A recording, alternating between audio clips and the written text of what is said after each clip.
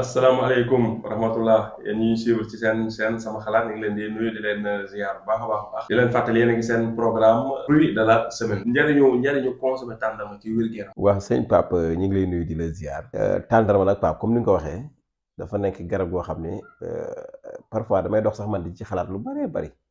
damay faral di wax ne benn feebar rek xam naa dinañ ci ñëw dama ko joxe léegi mais biir vidéo bi benn feebar rek doy na. suñ ko waxee nit ñi di ko utiliser doy na ci njëriñu tàndarma benn boobu rek xam naa dinañ ci ñëw nag mais tàndarma Pape dafa riche en glucides dafa bëri ay vitamines daal am na fibre am na protéine am na sodium am na potassium am na vitamine A B1 B2 am na vitamine C am na magnésium am na calcium donc am na potassium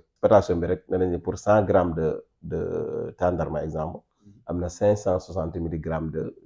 potassium. plante la boo xamante ni wala fruit la boo xamante ni vitamine yi ci nekk dafa bëri. yonent bi daan nañu ko faral di digal lu bari ci tàndarma. tàndarma aussi Pape dafa riche en fer. dama faral di wax ni benn bi ma la wax sànq ne la rek joy na njariñu tàndarma. te ay nit wax nañ ma ko. ni ma def nañ ko gis nañ ko. avant loolu am na ku ma ko njëkk a témoigner aussi koo xam ne ci internet bi lañ xamante rek mu témoigner ko. tàndarma jigéen bu koy lekk nekk en état. kenn du la césarienne c'est-à-dire même bu fekkee programmé nañ la te li may wax ni man dama ko wax di digal nit koo xam ne dañ ko programmé woon césarienne muy lekk tàndarma mais nag foo waa dañ ci lekk lu bari aussi di ko consommer chaque jour lu bari bu fekkee dañ leen la doon césarienne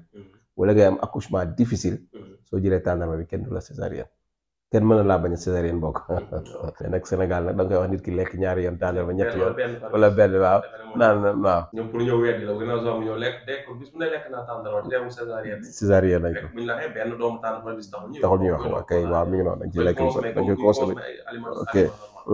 donc baax na ci cœur mooy affaire xol tàndarma baax na ci affaire système nerveux baax na ci affaire équilibre ak deret ak yëpp daal maanaam daal plante fruit mystique la war a nekk daal lañ koy laa ko waxee hémorragie bu fekkee jigéen ki dafa am soit mu am après accouchement bi mu am hémorragie wala yu demee noonu bu jël tàndarma bi aussi mën na loolu mën na ko arrêté donc bu fekkee nit ki dafa amee hypertension artérielle tension bu yéeg moom it su jëlee kii boobu tàndarma baax na ci moom bu fekkee dafa amee rhumatisme tamit muy jëlee tàndarma bu bari baax na ci moom bu fekkee ni ki da amee douleur thorax maanaam ay biir buy metti daal maanaam chaque jour mu jël juróom-ñaari tàndarma boole juróom-ñaari siddéem doom bi mu jël ci juróom-ñaar lu mel ni juróom-ñaari raisin loolu lay jël nag baxal ko da koy togg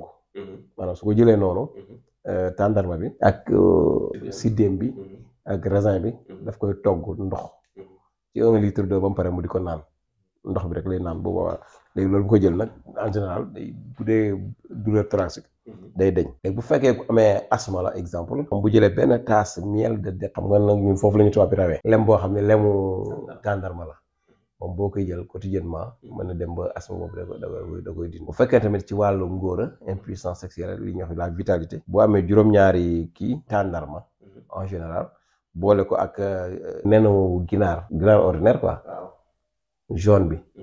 nga jël ko def ko genre omelette noonu boole leen di ko jël moom bu yàggee dina dej boo ko defee nag da ngay wutaale toujours boo amee kaasu jus de carotte wala demi verre